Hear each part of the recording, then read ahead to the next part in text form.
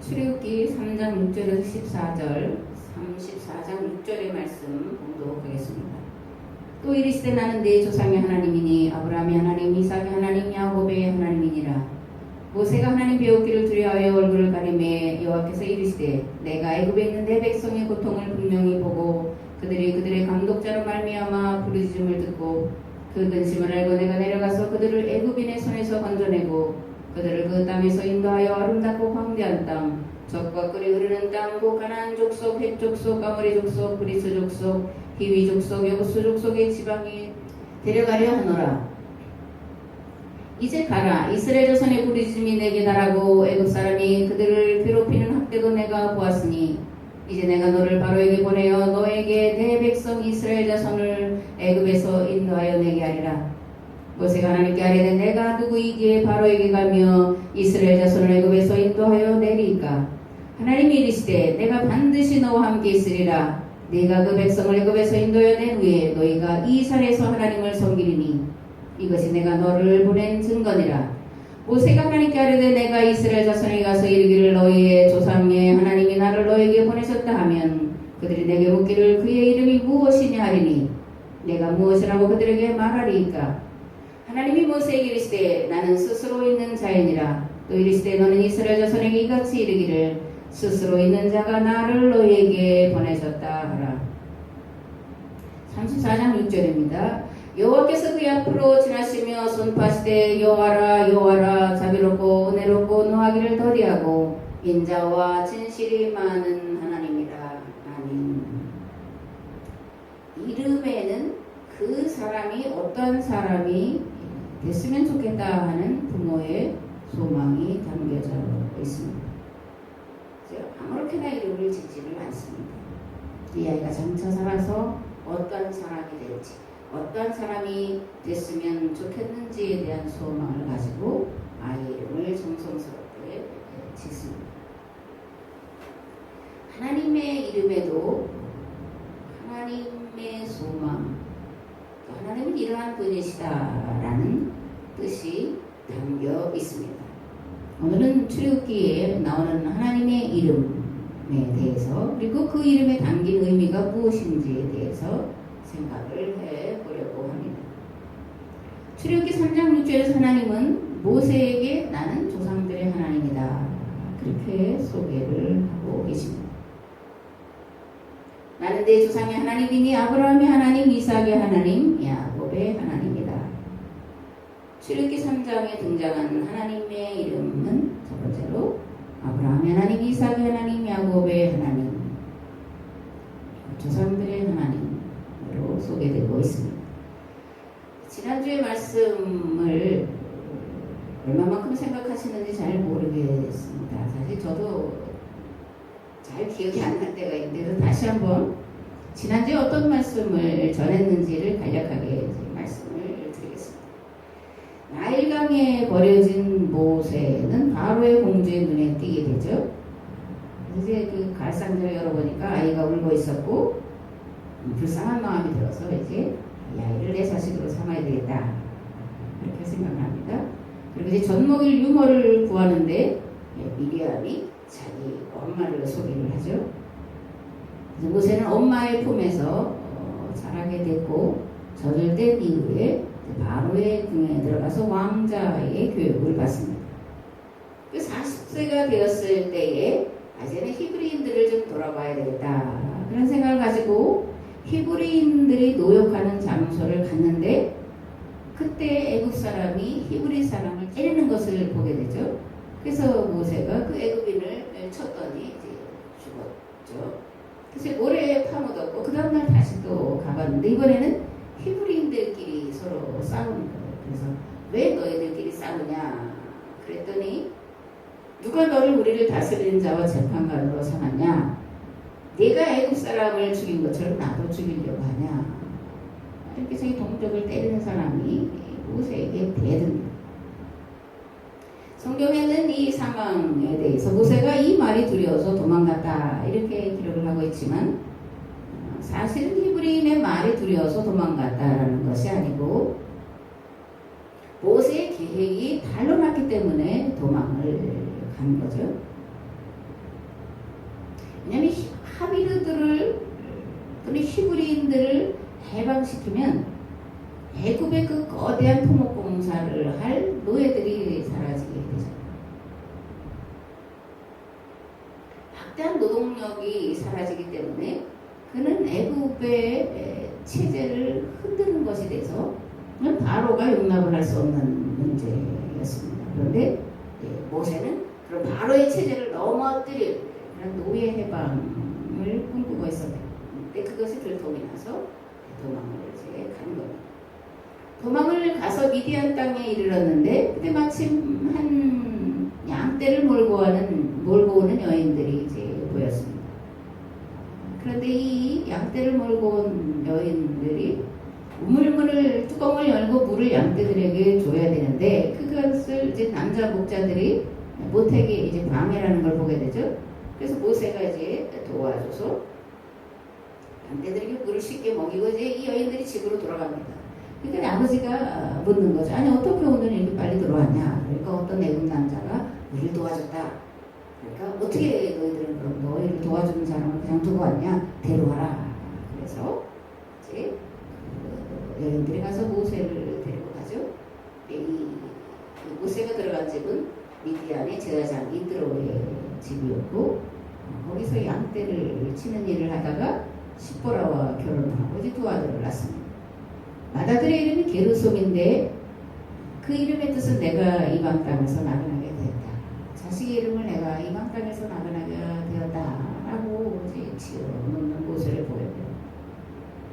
둘째 아들을 낳았는데 엘리에셀이다 이렇게 짓습니다. 내 아버지 하나님이 나를 도우사 바로의 칼에서 구원하셨다.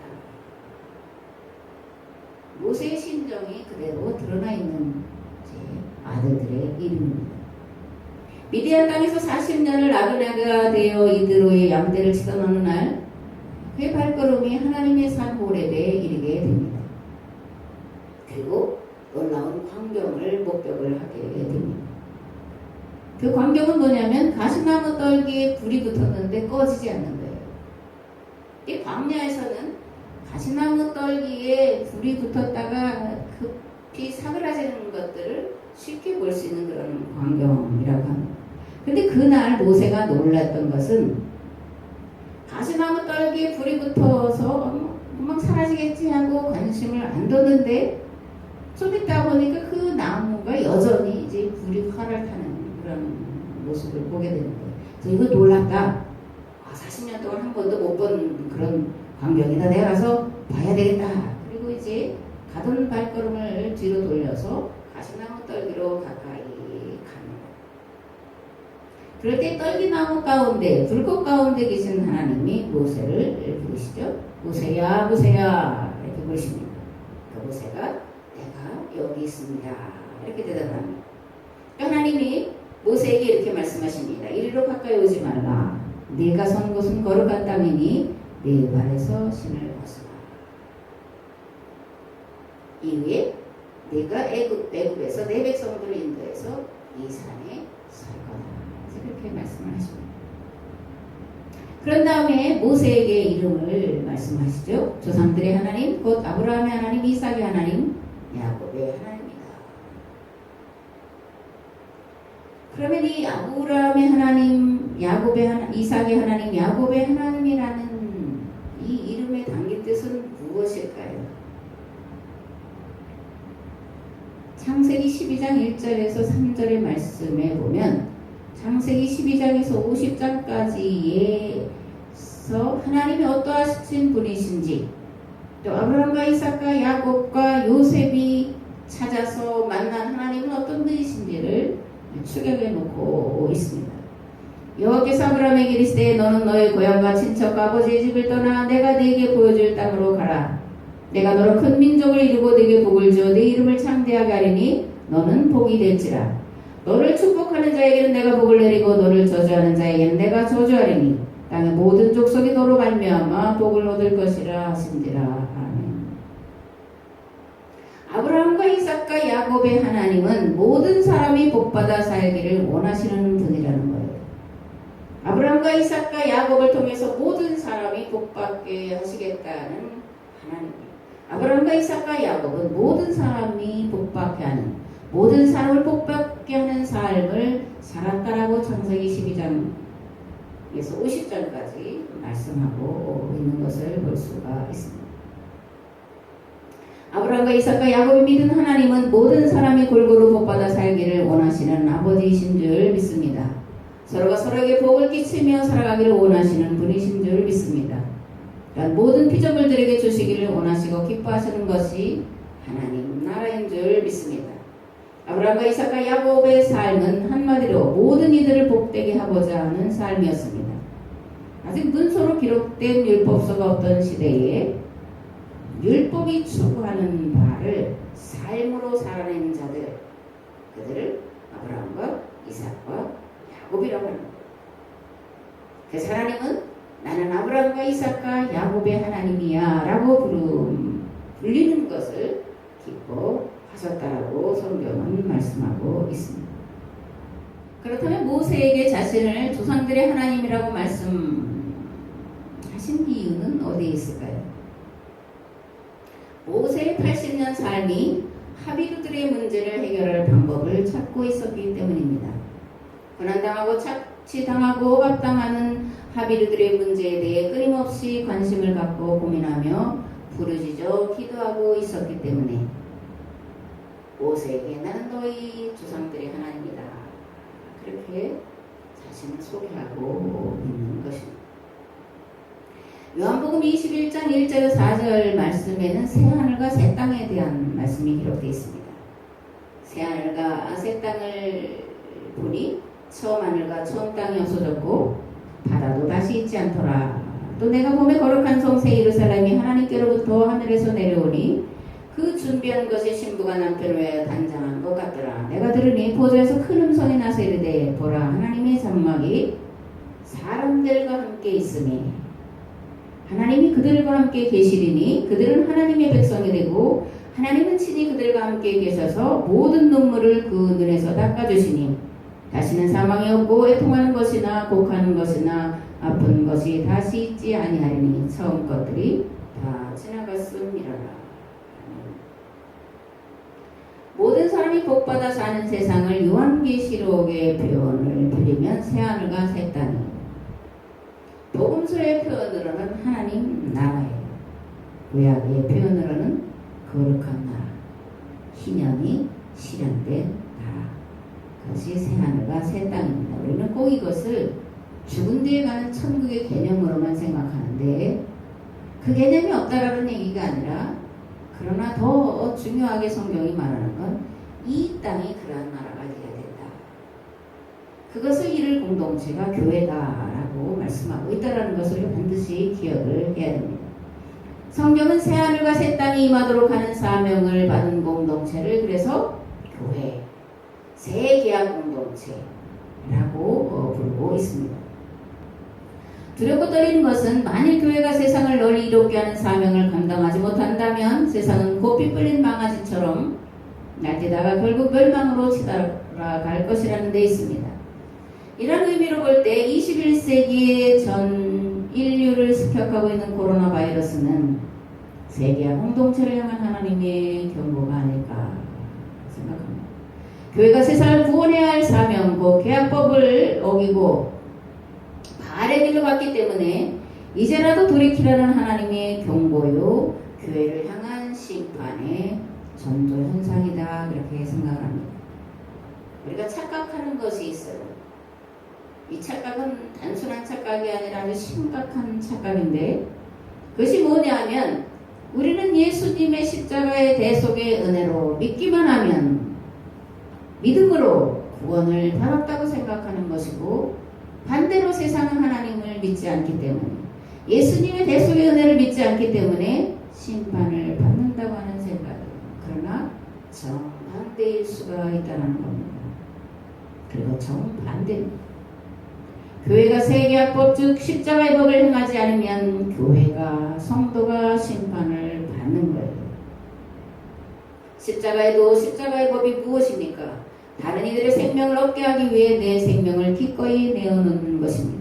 죽음으로 사는 길, 죽음으로 살리는 길이 십자가의 도요, 십자가의 길인 것을 반드시 기억하시기를 바랍니다.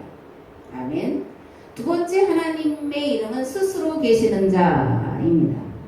꺼지지 않은 떨기나무 불꽃 가운데 계시는 하나님께서 모세에게 이렇게 말씀하셨습니다. 이제 가라. 내가 너를 바로에게 보내어 내 백성을 거기서 이끌어내게 하리라. 그래서 모세가 아뢰니다. 내가 누구에게 바로에게 가며 이스라엘 자손을 애굽에서 인도하여 내릴까?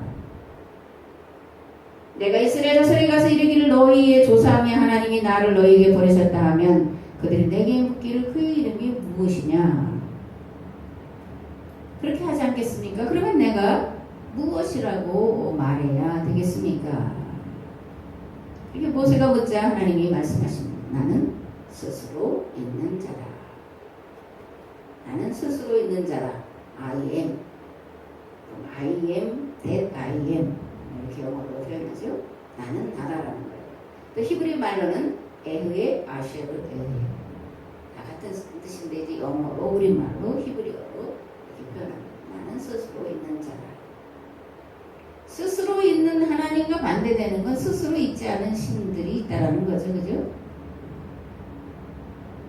고대 사회는 다신 사회였습니다. 창세기 31장에 보면 야곱이 이제 라반의 집에서 도망쳐서 고향으로 가죠. 그 라반이 이제 야곱을 쫓아옵니다. 그리고 와서 이제 라반이 야곱에게 꾸짖죠. 그러니까 아버지의 집으로 돌아가는 거는 옳지만 그런데 왜 내 신을 도둑질했냐 이렇게 말합니다. 왜 내 신을 도둑질했냐? 라헬이 그걸 도둑질을 했죠. 그죠? 이제 드라빔 그렇게 말하는데 드라빔은 뭐냐면 조그맣게 신상을 새긴 신의 모형. 1900년대 초에 이라크의 누지라는 곳에서 토판에 흙으로 이제 만든 판에 기록된 고대 문서가 발견되는데 여기에 보면 히브리 족장들의 역사를 이해할 수 있는 증거들이 많이 들어있습니다. 특별히 이제 드라빔에 대해서 기록을 해놓고 있는데 이 드라빔을 소유한 자가 그 가문의 대표가 되는 거예요. 또 아버지의 장자권, 상속권을 갖게 되는 게 드라빔입니다. 그래서 라헬이 드라빔을 도둑질합니다. 내가 아버지의 그 재산을 상속하겠다. 상속받겠다. 이런 마음이 라헬에게 있었고 어쩌면 야곱의 그런 고향에서의 삶의 이야기를 익히 듣고 그것을 마음 아파하는 그런 야곱의 모습을 보면서 장자권을 가져야 되겠다 이런 마음을 품었을 수도 있습니다. 어쨌든 라헬은 아버지의 자기 집의 신 드라빔을 도둑질을 하죠. 이스라엘 사회에서 드라빔이 사라진 것은 바벨론 포로기입니다. 우리는 요 하나님만 열심히 믿은 줄로 생각하지만 사실은 바벨론 포로 전까지 이스라엘은 다양한 다신 사회였다고 봐도 틀리지 않아요. 정책적으로는 여호와 하나님 신앙을 밀고 갔지만 그러나 이런 백성들의 삶은 다신들을 섬기는 모습을 그대로 가지고 있었습니다. 물론 이제 요시야 왕이 종교 개혁을 하면서 이런 우상들을 깨트리는 작업을 했지만 일반 백성들의 삶에 깊숙이 풍습으로 또 문화로 들어가 있는 이 우상 숭배 문화를 빼버릴 수가 없었고 포로기 때에 가서야 비로소 이스라엘은 온전한 여호와 신앙으로 돌이켰음을 보게 됩니다. 다신 사회는 아직 고등 종교가 생기기 전의 사회상을 보여주는데 문제는 이 다신들이 그들을 섬기는 백성들의 삶의 문제를 해결해 줄 수 없었을 뿐만 아니라 더욱더 그들의 삶을 비참하게 힘들게 만들었다는 데 있습니다. 애굽 왕은 자신이 태양신의 아들이다 이렇게 말했어요. 라신, 그죠? 라신이에요. 태양신의 이름이 라예요. 자기는 태양신의 아들로, 그래서 자기가 신이다. 이제 그렇게 사람들에게 가르쳤고 자기도 믿었고 그래서 이 태양신을 숭배하기 위해서 거대한 신전을 짓고 신상을 만들었습니다. 이러한 일들을 하기 위해서 막대한 노동력이 필요한 거죠. 그죠? 그리고 많은 물자들이 필요합니다. 이것들을 어떻게 충당했냐면 주변의 나라들을 침략해서 빼앗아온 거예요. 이 하비르들이 그 노동에 시달리면서 매맞고 죽어가고 하는 거예요. 출애굽기 20장에 보면 십계명 제2계명이 너를 위하여 새긴 우상을 만들지 말고 또 위로 하늘에 있는 것이나 아래로 땅에 있는 것이나 땅 아래 물속에 있는 것에 아무 형상이든지 만들지 말며 그것들이 절하지 말며 그것들을 섬기지 말라 말씀합니다. 이러한 만들어진 우상들은 백성들의 삶을 더 고달프게 하기 때문에 그러는 거예요. 우리가 믿는 하나님은 유일신 하나님이십니다. 그분은 스스로 계신 분이십니다. 어떤 사람이 말한 것처럼 만들어진 그런 게 아니라 그분은 창조자. 창조자는 누구에 의해서 창조됐다는 것이 아니라 창조의 근원이시다 라는 뜻입니다. 스스로 계신 하나님은 어떤 하나님이시냐? 사람의 섬김을 받는 존재가 아니라 사람을 섬겨주시는 분이에요. 거대한 성전에 계시지 않고 가장 낮고 천한 자의 자리에 계시는 분이세요. 어떤 피조물의 모양이나 형상으로 새겨놓을 수 있는 그런 만들어진 신이 결코 아닙니다. 그분은 존재의 근원이시요 모든 만물의 창조자시며 역사의 주관자시요 역사의 완성으로 오실 하나님이십니다. 우리를 위해 사람이 되신 독생자시요 우리의 죄를 대신 짊어지시고 십자가에서 죽으셨다가 다시 부활하신 부활의 주님이십니다. 할렐루야. 아멘. 세 번째로 출애굽기 6장에서 소개하고 있는 하나님의 이름은 여호와입니다. 하나님이 모세에게 말씀하여 이르시되 나는 여호와이니라. 내가 아브라함과 이삭과 야곱에게 전능히 하나님으로 나타났으나 나의 이름을 여호와로는 그들에게 알리지 아니하였고. 창세기 1장 1절에 태초에 하나님이 천지를 창조하셨다 그럴 때 그 하나님을 원어상으로는 엘로힘 그렇게 이렇게 합니다. 전능한 하나님, 무소부재하신 하나님, 전지하신 하나님. 물론 그런 하나님이 아니라는 건 아니에요. 그러나 세상에 사람들이 자기가 믿는 신을 전능하다고 믿지, 그저 전지하다고 믿지, 능력이 부족하거나 모자르다고 믿지를 않습니다. 그러니까 엘로힘이 하나님 그럴 때는 보통의 신들에 대해서 붙이는 이름이에요. 출애굽기에 가서야 비로소 하나님은 내가 여호와다 라고 말씀을 하고 계십니다. 여호와 하나님을 현대어로 말하면 불쌍한 이들을 한없이 측은히 여기며 가난한 이들을 바라보면 가슴 아파 견디지 못하는 하나님, 어지간해서는 화를 내지 않고 한결같은 사랑으로 사랑하시고 진실이 흘러넘치는 하나님으로 번역을 하고 있습니다.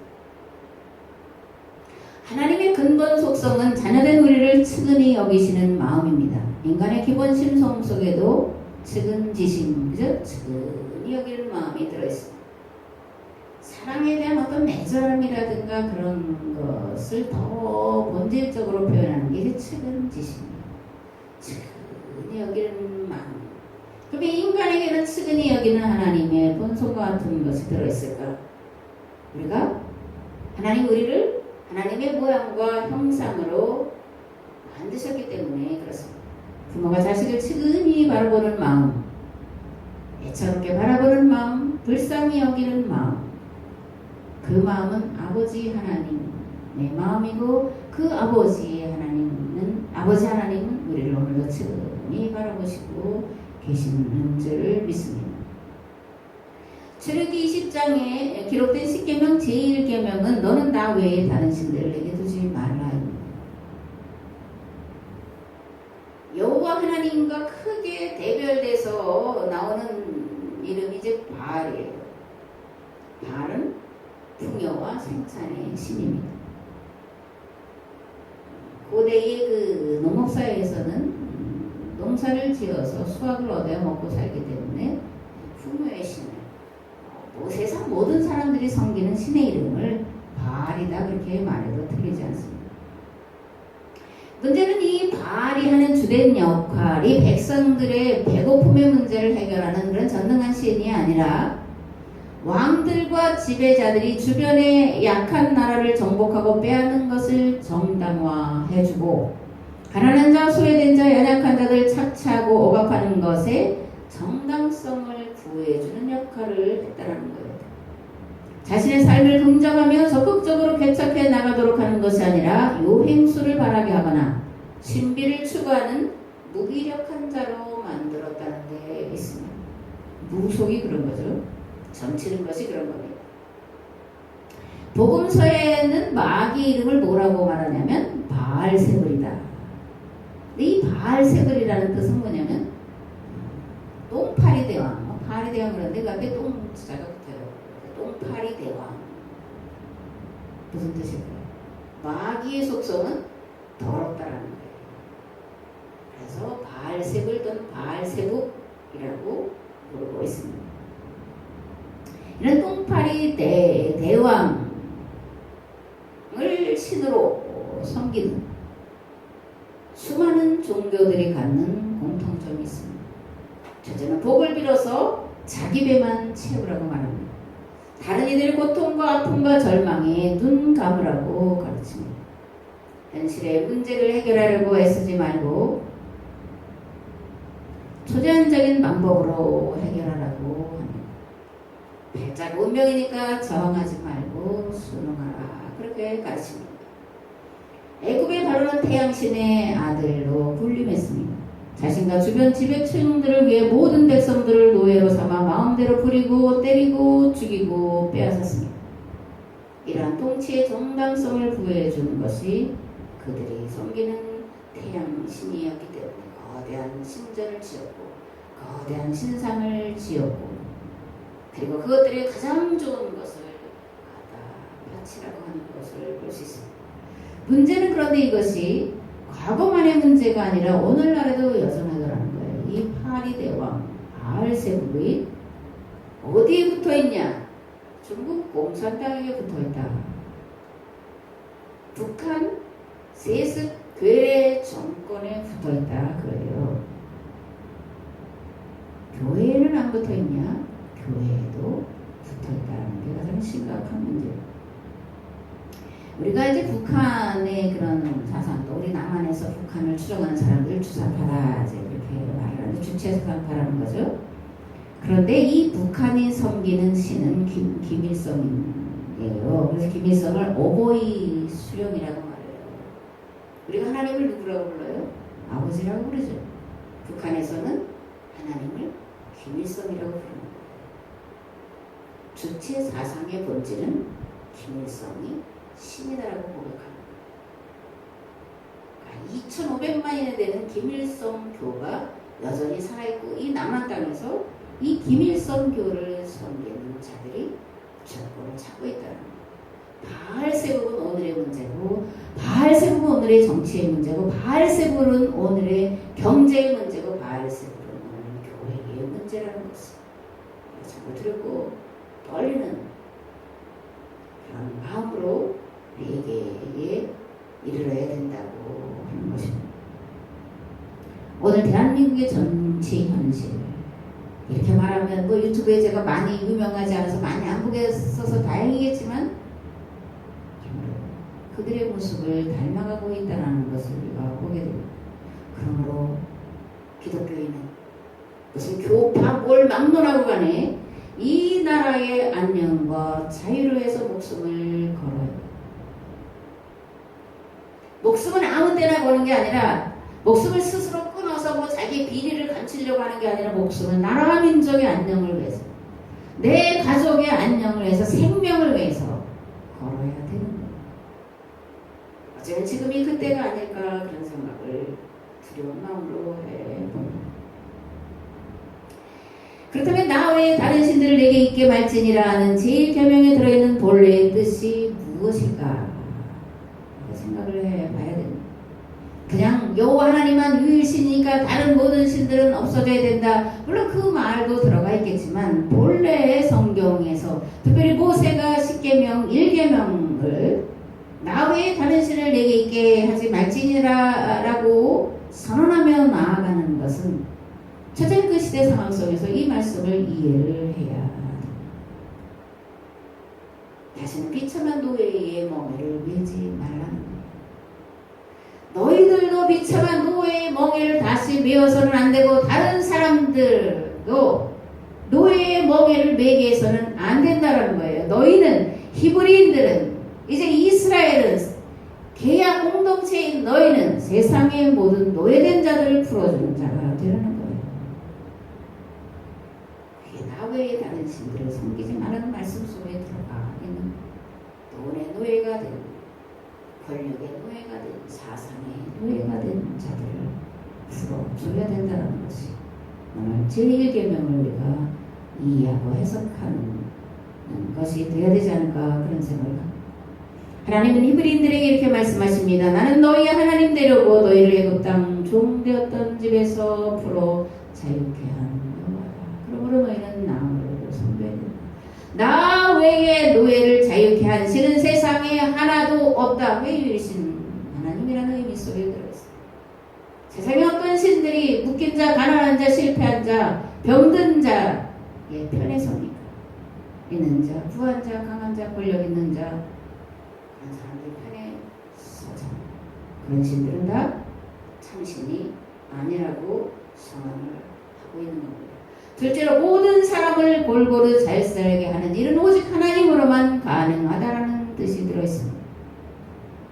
인간의 본성 속에 깊숙이 숨어있는 근본은 탐심입니다. 이런 탐심을 거스리고 다른 사람의 기꺼이 내가 가진 것을, 재물을, 생명을 내어놓는다라는 건 불가능한 일이에요. 이 일은 오직 성령이 우리에게 임하셔야지만 가능한 하나님의 역사인 줄을 믿습니다. 사도행전 2장에 보면 초대교회 성도들의 삶의 모습을 이렇게 기록해 놓고 있습니다.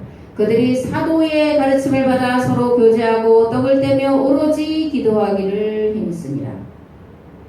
사람마다 두려워하는데 사도들로 말미암아 기사와 표적이 많이 나타나니 믿는 사람이 다 함께 있어 모든 물건을 서로 통용하고 또 재산과 소유를 팔아 각 사람의 필요를 따라 나눠주며 날마다 마음을 같이하여 성전에 모이기를 힘쓰고 집에서 떡을 떼며 기쁨과 순전한 마음으로 음식을 먹고 하나님을 찬미하며 또 온 백성의 친성을 받으니 주께서 구원받는 사람을 날마다 더하게 하시니라. 아멘.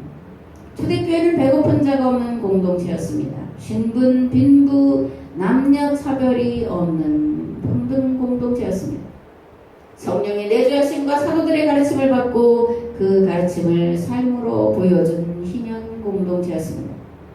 셋째, 교회 공동체가 한 마음과 한 뜻으로 하나님 나라가 이 땅에 실현되기를 바라고 전심으로 기도할 때 성령을 보내주셔서 그 일을 가능하게 도와주시는 하나님이라는 뜻입니다. 이 땅에 하나님 나라를 이루는 일은 사람의 힘과 능력만으로는 절대 불가능한 일입니다. 지난 500여 년 동안 인간이 이성과 지성 그리고 과학기술로 유토피아를 이루려고 애써왔지만 세계 1, 2차 대전과 공산주의 실험을 통해서 완전히 실패했다라는 것을 보여주고 있습니다. 그리고 2020년 1월을 기점으로 바이러스에 의한 팬데믹은 이것의 완성판이다 해도 과언이 아닙니다. 대체 하나님은 오늘 이 세대가 도저히 해결할 수 없는 난제들을 놓고 근심하며 가슴 아파하며 기도하는 사람을 찾고 계신다라는 뜻입니다. 굶주림으로 고통당하는 자들과 옥누리인 자들을 바라보며 그 문제가 해결되기를 간절히 기도하며 해결 방법을 찾는 이들을 만나주시고 그들로 하여금 그 문제를 해결하도록 도와주시는 분, 그분이 여호와 하나님이시라고 말씀을 하고 있습니다. 연일 코로나 바이러스의 포위망이 좁혀오는 것을 느끼죠, 그죠? 우리가 사는 지역에 아주 가까운 곳에 확진자가 있다고 하는 소식을 계속 이제 문자로 받습니다. 더 두려운 것은 플라스틱 비가 내리고 있다는 거고, 그리고 돼지열병으로 정도로 수억 마리가 죽어가고 있고 앞으로 죽을 것이고 물고기들이 떼죽음을 했다는 소식이 들려오고 있다. 인간도 이렇게 죽는다는 걸 보여주는 거라니까요. 우리가 그렇게 인식을 안 하는 것 뿐이지, 인정하기 싫어하는 것 뿐이지. 그러나 우리에게는 소망이신 여호와 하나님이 계십니다. 하나님이 이러한 문제를 해결할 자를 찾고 계시고 속히 그리고 반드시 보내주실 줄을 믿습니다. 오랜 광야 생활을 통해 이 일을 위해 준비되고 있는 하나님의 아들들이 있는 줄 믿으시기 바랍니다. 이제 하나님께서 고난으로 연달아 이들을 보내셔서 이러한 일들을 해결할 지혜와 권능을 주실 줄을 믿습니다. 우리가 믿는 하나님 여호와, 그분은 우리가 당하는 고난의 현장에 오셔서 우리가 당하는 고난을 보시고 탄식하는 소리를 들으시고 속히 신원해 주실 여호와 하나님이십니다. 고난이 사람을 만들어가고 시대가 고난당한 자를 부르고 있습니다. 40년 미디안 광야에서의 침묵, 그것이 모세를 호렙산으로 인도했고 여호와께서는 그가 오기를 기다리시며 꺼지지 않는 떨기나무에 붙은 불이 되셨습니다. 그래야 마침내 하비르들을 애굽 땅 종되었던 집에서 인도해낼 전권을 위임하셨습니다. 영성은 고난의 산물입니다. 고난은 사명을 향한 걸음마입니다. 오늘 세계 공동체인 교회가 대한민국이 당하는 시대적인 고난과 고통은 이 세대를 향하신 하나님의 안타까운 손짓이다, 그렇게 생각합니다. 그러므로 이제 한국교회 모두가 하나 되어 오로지 기도에 힘쓰기를 원합니다. 나와 내 가문이 대한복을 따라 살아온 죄를 회개하기를 원합니다.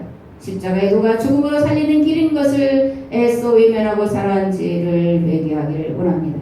발도뼈가 위골될 때까지 자신 안에 있는 교만과 탐심과 씨름한 야곱처럼 내 안에 있고 교회 안에 있는 교만과 탐심을 이기기 위해 성령님의 도우심을 간구하기를 원합니다. 그럼 여호와께서 시대의 아픔을 끌어안고 불을 울부짖는 자의 기도에 반드시 응답하실 것입니다. 교회 공동체 모두가 하나님께 간절함과 절박함으로 나아가 죽으면 죽으리라 기도하면 하나님의 지혜와 권능이 교회를 살리고 교회를 통해 세상을 살리실 줄을 믿습니다. 아멘. 이제는 길과 진리와 생명 되신 예수 그리스도의 은혜와 아버지 하나님의 무한하시고 극진하신 사랑하심과 성령님의 감화, 감동, 교통, 역사하심, 스스로 계시는 하나님, 아브라함과 이삭과 야곱의 하나님, 여호와 하나님이신 것을 다시 한번 깨닫고 마음에 새기며 돌아가 우리의 삶 속에서 여호와 하나님을 보여주는 삶을 살기를 결단한 우리의 삶의 자리 위에, 이 교회 위에, 이 나라와 이 민족 위에 이제부터 영원토록 함께 하옵시기를 간절히 축원하옵나이다. 아멘.